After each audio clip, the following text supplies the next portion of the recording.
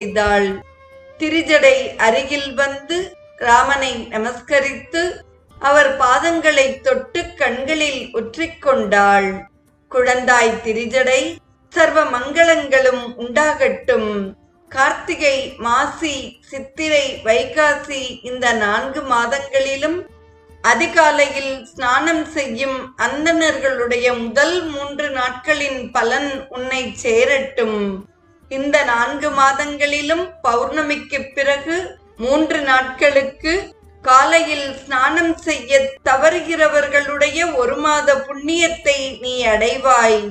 கிரகசுத்தி செய்யாமல் செய்யப்படும் புண்ணிய காரியத்தின் பலனும், கிரகசுத்தி செய்யாமல் செய்யும் சிராத்தம், எள்ளில்லாது செய்யும் தர்ப்பணம், காலிலே நெய் தடவாது செய்யும் பாத பிரக்ஷாலனம் ஆகியவற்றின் பலன்களும் உன்னையே சேரும்.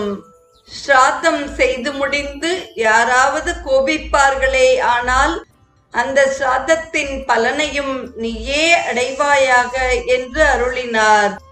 வானர வீரர்கள் ராமநாம கோஷம் செய்ய புஷ்பக விமானம் தன் பிரயாணத்தை தொடங்கியது. இந்நிகழ்வின் தொடர்ச்சியை நாம் நாளையும் தொடர்ந்து சிந்திப்போம்.